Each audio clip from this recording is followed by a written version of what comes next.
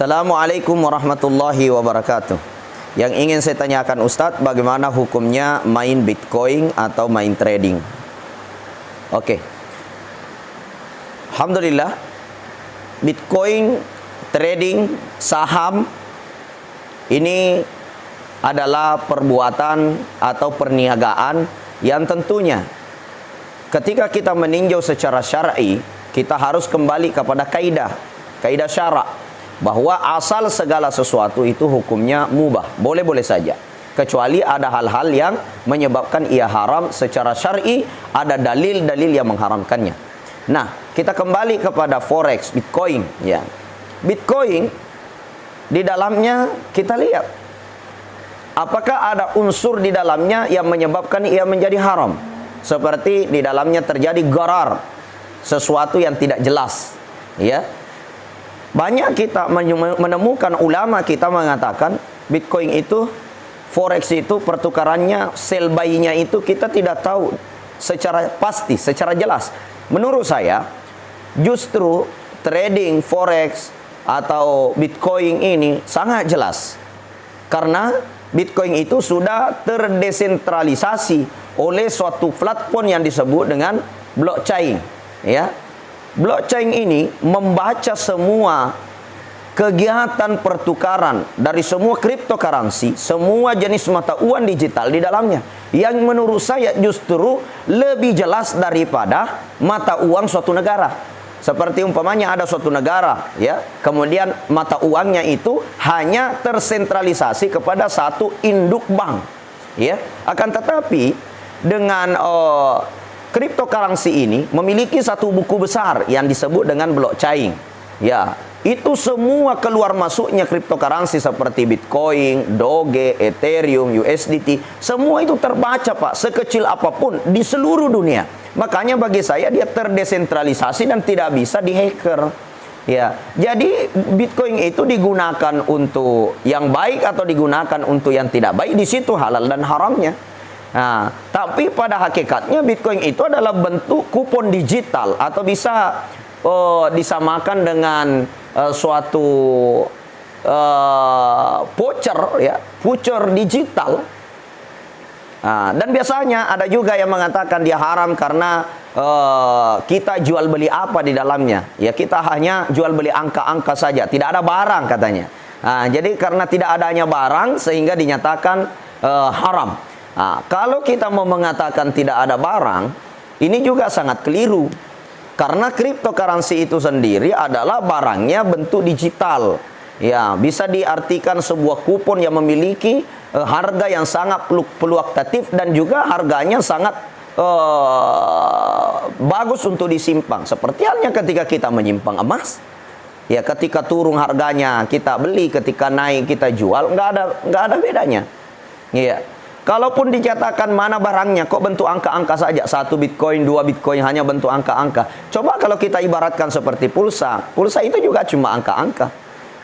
Ya, ada nggak barangnya pulsa itu? Nggak ada. Dikirim ke HP hanya 10.000, nilainya 20.000, dipakai nelpon habis. Mana barangnya? Nggak ada. Dia hanya bentuk voucher, bentuk angka-angka saja, bentuk nilai saja.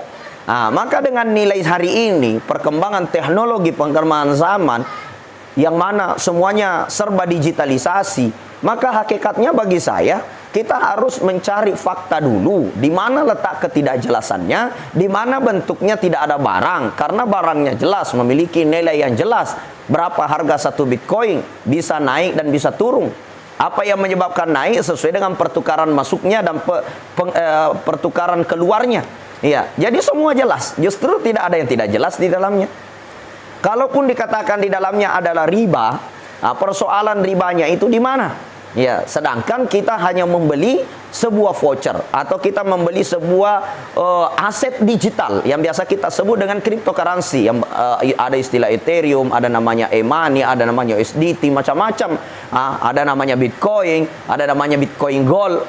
Ketika kita beli, kemudian kita simpan aset digital ini. Kemudian pada saat harga naik kita jual, harga turun kita beli, di mana letak haramnya dan di mana letak ribanya? Nah, jadi untuk saat ini saya belum menemukan fakta yang di dalamnya yang menyebabkan Bitcoin itu menjadi haram. Karena kenapa? Yang menyebabkan para ulama nasional maupun ulama-ulama internasional menyatakan Bitcoin itu haram karena tidak jelas, maka ketidakjelasannya di mana? Kemudian yang kedua, yang menyatakan dia tidak ada barang, hanya bentuk angka-angka saja. Lalu bagaimana orang jual voucher listrik? Bagaimana orang yang jual voucher HP? Bagaimana dengan orang yang menjual kupon yang memiliki nilai dan harga? Seperti bank menjual sebuah kupon, kemudian dihadiahkan mobil ketika kuponnya terkumpul banyak. Padahal kupon itu bukan sebuah barang, hanya mungkin dikeringkan saja nilai-nilai kupon berbentuk angka-angka saja. Lalu begitu juga dengan aset digital ini. Itu barangnya adalah bentuk digital. Tidak ada masalah selama tidak ada pelanggar syarak di dalamnya. Kemudian bicara forex, saya melihat semua bank itu terintegritas dengan sistem saham dan forex. Ya, mengikuti bagaimana perkembangan uang mata uang naik turun seperti euro, dolar, bagaimana pertukaran dari rupiah ke euro, dari euro ke dolar, dari dolar ke euro. Itu semua bank Pak terintegritas situ. Makanya orang semua yang menyetor uang di bank, ya, semua orang yang menggunakan bank sentral, apapun itu, maka mereka semua tergolong daripada orang-orang yang ada indikasi bersama dengan forex. Maka kalau begitu, saham dan forex juga menjadi haram, maka seluruh bank itu ikut berperilaku haram. Kenapa? Karena semua bank terintegritas dengan sistem trading. Maka dari itu bagi saya belum menemukan hal yang bisa menyebabkan forex secara mutlak itu haram, Bitcoin secara mutlak itu haram. Akan tetapi siapa yang menggunakan forex, siapa yang menggunakan Bitcoin, siapa yang menggunakan trading itu, entah trading itu digunakan dengan trading cara syar'i, ya, dengan sistem bagi hasil mudharabah yang syar'i, atau dengan cara ribawi. Begitupun dengan Bitcoin digunakan dengan sistem alat yang main judi, sistem alat yang sistem yang digunakan untuk game-game online yang terlibat dalam maisir, permainan judi, atau digunakan kepada hal-hal yang haram, maka dia menjadi haram, bukan karena Bitcoinnya. Akan tetapi bila digunakan untuk yang baik-baik, disimpan sebagai aset yang berharga, kemudian dijual pada saat naik, kemudian dibeli pada saat turun, saya kira itu tidak ada yang haram di dalamnya. Maka dari itu mudah-mudahan Allah melindungi kita semua dari perkara yang haram, dan Allah Subhanahu wa taala memberikan kita petunjuk sehingga kita tetap berada dalam hidayah, jalan yang lurus, dan kita tetap akan menjadi orang-orang yang diselamatkan dunia dan akhirat, radiyatan mardiyah, ridho dan diridhoi oleh Allah Subhanahu wa taala. Hadanallah wa iyyakum ila sabilis salam. Wabillahi taufiq was sa'adah. Assalamualaikum warahmatullahi wabarakatuh. Halal haram dalam kriptokaransi memang masih simpang siur ya. Ada beberapa ulama juga berdasarkan hadis menyatakan halal, dan ada juga yang menyatakan haram. Itu tergantung kepada pemahaman individu masing-masing, yang mana pemahaman itu pastinya mempunyai alasan tertentu, keyakinan tertentu. Nah, di sisi lain kita juga bisa melihat beberapa negara Islam ada yang menghalalkan, ada yang mengharamkan. Nah, jadi apa yang harus kita ambil dari pembelajaran ini? Ya, kembali kepada individu masing-masing. Tujuan kita membeli aset digital, bertransaksi cryptocurrency untuk apa? Ketika itu digunakan untuk kejahatan, merusak, itu adalah haram. Ketika kita itu untuk kebaikan, kebenaran, perubahan finansial, ya mungkin itu lebih baik dan bisa jadi itu halal. Nah, itu kembali kepada masing-masing orang seperti itu.